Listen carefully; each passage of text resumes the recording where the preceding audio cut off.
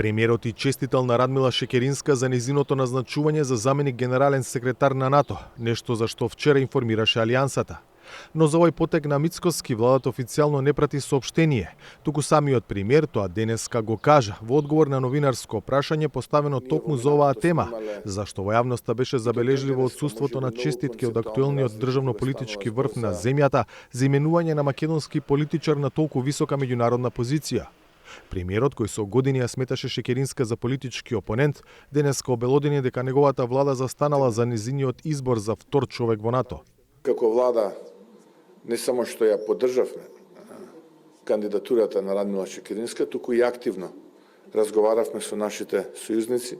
За нас националното единство и националните интереси се пред и над партиските и да си има македонка во случајов заменик генерален секретар на најмоќната и најдобро организираната воена алијанса во светската историја е навистина чест и тука ниту јас имав дилема, ниту ние како влада кои што бевме вклучени во овој процес дека треба да ја поддржиме кандидатурата и добро е што успешно се заврши. Во текот на вчерашниот ден се слушнавме со Радмила Шекеринска, разговаравме, нема дилема дека треба заедно да соработуваме и треба да направиме се што е во наша моќ да помогнеме на македонската армија, а со тоа и да помогнеме за безбедноста и сето она кое што им е потребно на македонските граѓани.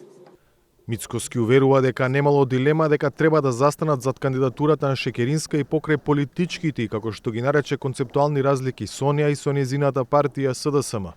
Како влада имавме пред нас, би рекол, предизвик за одлука, а тоа беше кој и како да го поддржиме за заменик генерален секретар на НАТО, имајќи предвид дека таму имаше кандидати од неколку земји. И ние тука немавме никаква дилема. Зошто? Прво затоа што повикуваме често пати на единство, повикуваме на диалог со опозицијата. И доколку повикувате, а тоа не го правите на дела, тогаш сте лицемерни.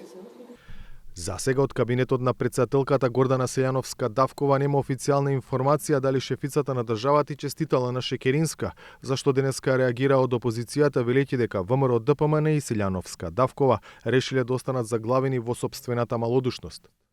Интересно е дека меѓу честитките кои стигнаа вчера и она од бугарскиот претседател Румен Радев, кој рече дека го очекува придонесот на Шекеринска во зајакнувањето на колективната одбрана и безбедност на Алијансата.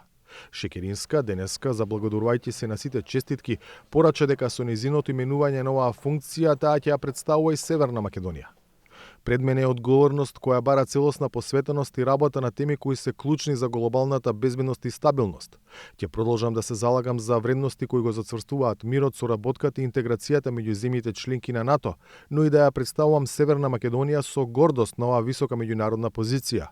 Секој ваш збор на поддршка е и потсетник дека успехот не е само личен, туку е и успех за нашата држава, напиша Шекеринска на Фејсбук. Долгогодишната политичарка, поранешна вице-премиерка и министерка ќе му биде заменичка на тази избраниот генерален секретар на НАТО Марк Руте, кој го презема раководењето со Алијансата во еден од најтешките и најтензични периоди за Европа, но и за светот по завршувањето на студената војна. За Гласот на Америка, од Скопје, Владимир Мирчевски.